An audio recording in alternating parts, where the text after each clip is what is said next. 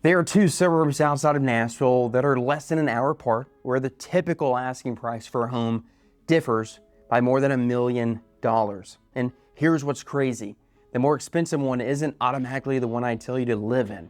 There are places around Nashville where $500,000 can still get you a relatively newer home, a yard, and plenty of space. Other areas where spending $800,000 might be considered your entry point. And then there are a couple of Nashville suburbs where $1 million home, they're becoming completely normal.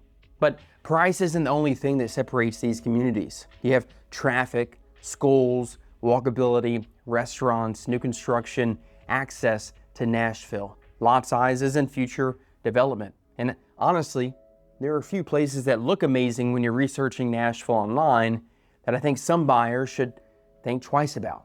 So today, I'm ranking some of Nashville's most popular suburbs from D tier all the way up to S tier. And I have a feeling my number one choice is going to make some people in the comments very unhappy.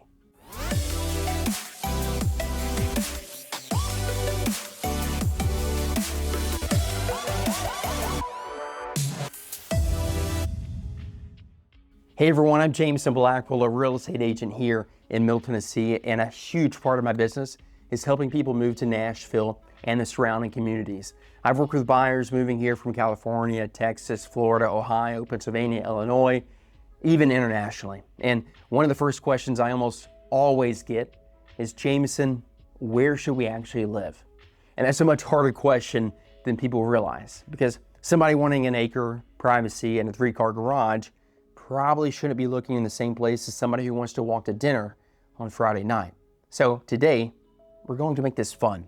I'm ranking 7 of the Nashville area's most talked about suburbs: Murfreesboro, Spring Hill, Hendersonville, Mount Juliet, Nolensville, Brentwood, and Franklin. And stay until the end, because I'm going to tell you which one I would put in S tier if you force me to just choose one. Now, before someone declares war on me in the comments, D tier does not mean a bad place to live. Every community we're talking about today has buyers for who it could legitimately be the best option. I'm ranking these based on a combination of housing and what your money actually buys, access to Nashville, traffic, community amenities, restaurants and things to do, housing variety, publicly available information about schools, future growth and development, and just as importantly, what it actually feels like to live there. So this is my opinion based on working in this market. Your list may be completely different. In fact, feel free to scold me or agree with me in the comments below. Let's start at D. And my first one may already make some people mad: Murfreesboro. Before Rutherford County comes after me, let me explain.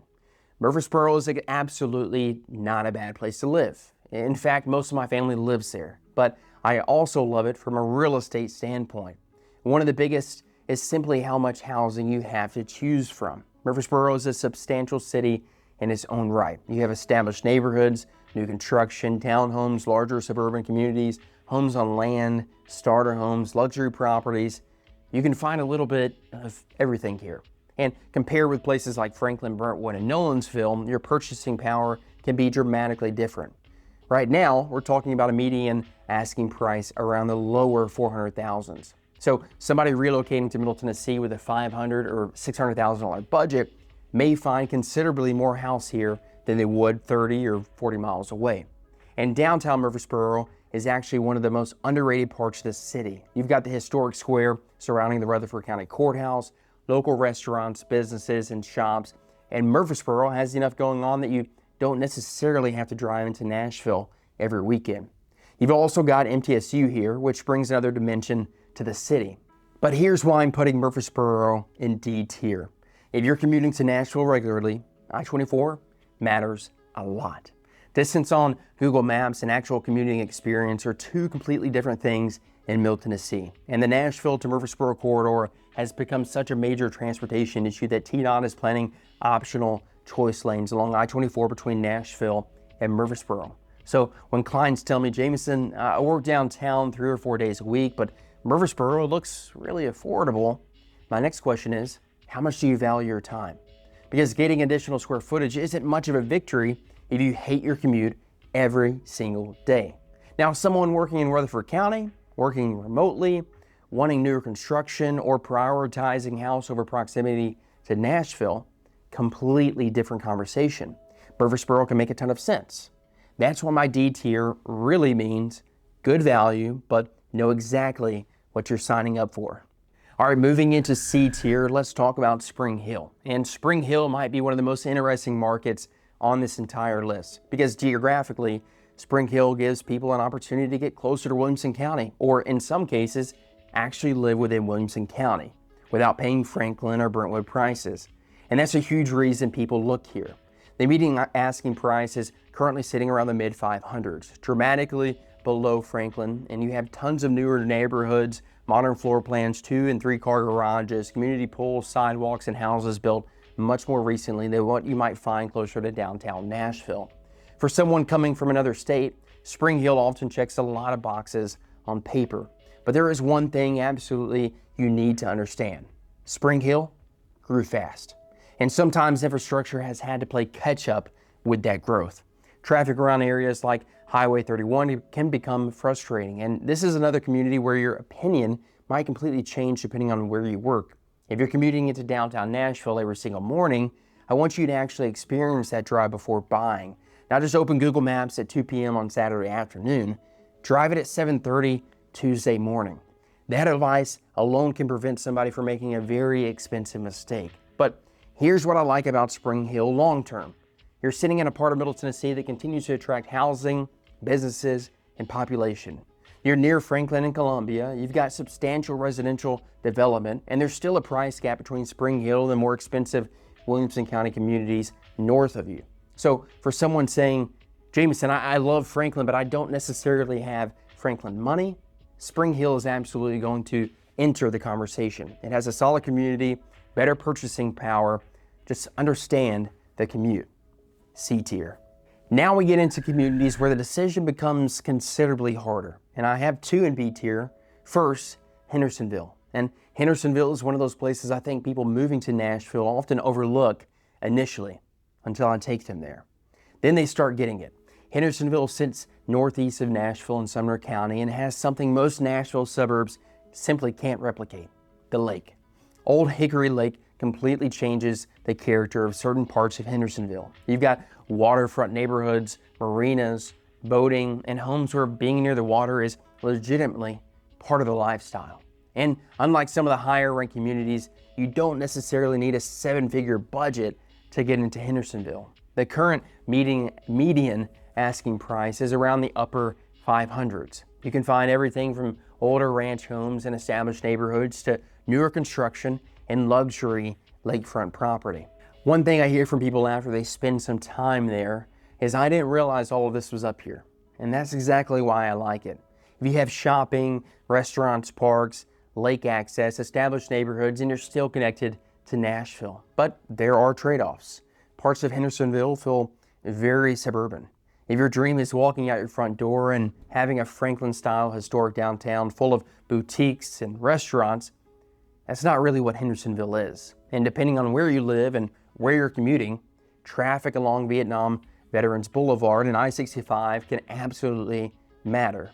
Still, for value, amenities, lake lifestyle, and proximity to Nashville, Hendersonville is one of my sleeper picks in Middle Tennessee. And right beside Hendersonville in B tier, I'm putting Mount Juliet.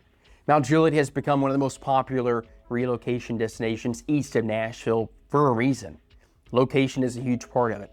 You're in Wilson County, you're relatively convenient to Nashville International Airport, you have I-40 access, there's an enormous amount of shopping and commercial development around Providence Marketplace, and you have a significant new construction community. The median asking price is currently around the low 600s, and compared with some areas south of Nashville, that can put you into a very different type of house for the money. One thing I like about Mount Juliet is how practical it is. You can live in a suburban neighborhood, have restaurants and shopping nearby, get to the airport relatively easy, and still have access to Nashville. And depending on the property, you're also not far from Percy Priest Lake. But here's the downside, because there's always a downside, right? Mount Juliet's popularity is also creating some of the same growing pains we've seen in other Nashville suburbs. More homes, more businesses, more people, more traffic. And while Providence gives you a very convenient commercial center, Mount Juliet doesn't have the same historic, walkable downtown experience you're going to get from the places at the top of my list. So I'm giving Mount Juliet a strong B tier. And honestly, for someone who travels frequently for work or wants to stay on the east side of Nashville, Mount Juliet could easily be their personal A tier. Okay, now things get controversial because we're heading into Williamson County and we're about to jump from communities where typical asking prices are around $500,000 to $600,000 to places where spending $1 million can feel completely normal. And before I reveal my A and S tiers, comment below, Franklin or Brentwood, because I guarantee one group is going to disagree with me. And if you're considering moving to Middle Tennessee, subscribe to the channel. Every week I'm breaking down Nashville neighborhoods, suburbs, new developments, and the things I wish relocation buyers knew before they moved here. All right, let's go to A tier. First in A tier, Nolensville. And I think Nolensville has quietly become one of the most desirable alternatives to Franklin and Brentwood. Nolensville has a really interesting balance. You still get that smaller town, Middle Tennessee feel, but you're positioned between Nashville, Brentwood, Franklin, and Rutherford County. And compared with Brentwood and Franklin, much of the housing stock is substantially newer, and that's a big deal. A lot of buyers moving here tell me, Jameson, I don't want to renovate anything. I want it turnkey. They want the open kitchen, big island, home office, large primary suite, modern bathroom, 3-car garage, neighborhood pool, sidewalks. The items newer communities were designed around, and Nolensville has a lot of that. Now, you're going to pay for it. We're currently looking at median asking prices around the upper 700,000s, and there are plenty of homes considerably above that. But for someone who wants Williamson County and wants newer construction or newer neighborhoods, Nolensville becomes incredibly compelling. The trade-off? Again, traffic and infrastructure.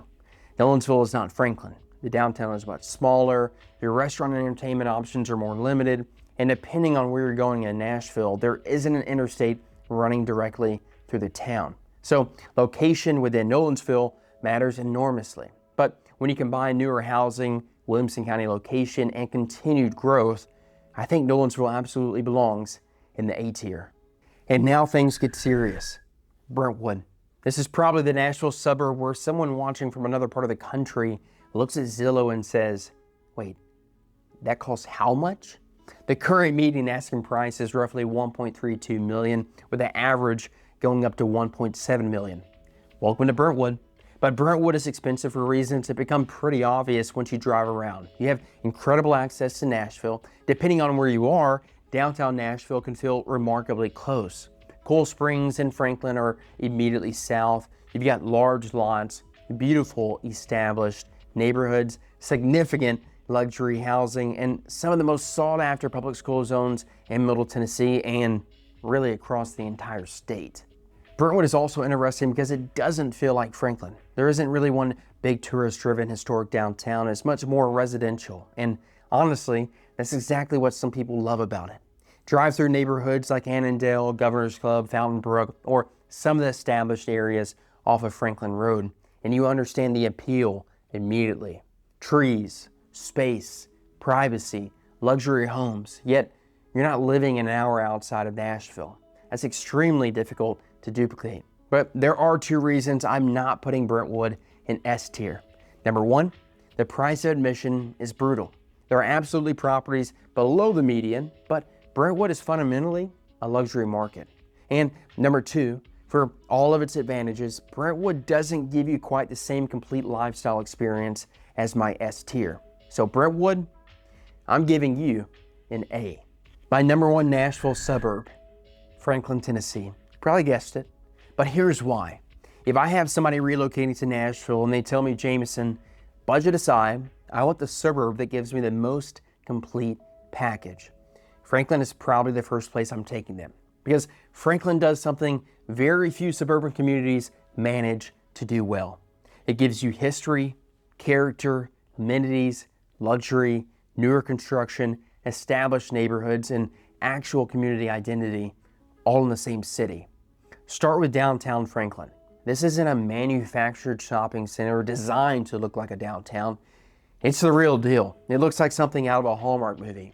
You have historic buildings, restaurants, coffee shops, boutiques, the Franklin Theater, events, and Main Street. You can spend an entire Saturday downtown without ever needing Nashville at all. And that's important because some Nashville suburbs are essentially bedroom communities. Franklin feels like its own destination. Then you have Cool Springs. So on one side, you get historic Franklin, and a few miles away, you have a major retail, restaurants, offices, and interstate access. Then look at housing. You've got historic homes close to downtown, neighborhoods like West Haven, where the entire community is designed around walkability and amenities. Established subdivisions, newer construction, townhomes, large luxury estates. And then you can drive further out toward places like Leaper's Fork and find an entirely different Tennessee lifestyle. The downside? You already know it. Franklin's expensive. The median asking price is currently around $1.2 million. And that means buyers who could comfortably purchase elsewhere in Middle Tennessee may have to compromise considerably to live here. Maybe it's less square footage, a smaller lot, an older house, or a much higher purchase price. Franklin also isn't immune to the traffic. It's I-65 can become frustrating. Cool Springs gets busy, and Franklin's popularity means you're paying a premium, partly because so many other people want exactly what you want. But if we're ranking the total package, I have a hard time putting anything else above it. Franklin, you get my S tier. Here's what I want you to take away from this video. My S tier might be your C tier. My C tier might be the perfect place for you. Because when I'm helping somebody relocate to Nashville, I don't start by telling them where they should live. I start asking questions. Where are you working? How often are you commuting? What's your budget? Do you want land? Do you want new construction? Do you want to be able to walk somewhere? Or would you rather have 3,500 square feet, 40 minutes away? Or 2,200 square feet, 15 minutes away? Do you care about being near the airport? Do you want access to the lake? Because those answers can completely change the list. And that's one of the reasons I love Middle Tennessee. You can drive 30 or 40 minutes away and feel like you're in an entirely different market. I've helped people relocate here from all across the country, and I'd love the opportunity to help you figure out which part of Nashville actually fits what you're looking for. My information is right down below. You can call me, text me, shoot me an email. Even if you don't know exactly when you're moving yet, we can still start putting together a plan. And before you leave, if you're looking at these million-dollar communities and wondering what that actually gets you here in Nashville, watch this video next, because I'm going to show you exactly what $1 million gets you in different parts of Nashville. I'll see you over there. But in the meantime, thanks for spending some time with me here in Music City. I'm Jameson Blackwell. Until next time.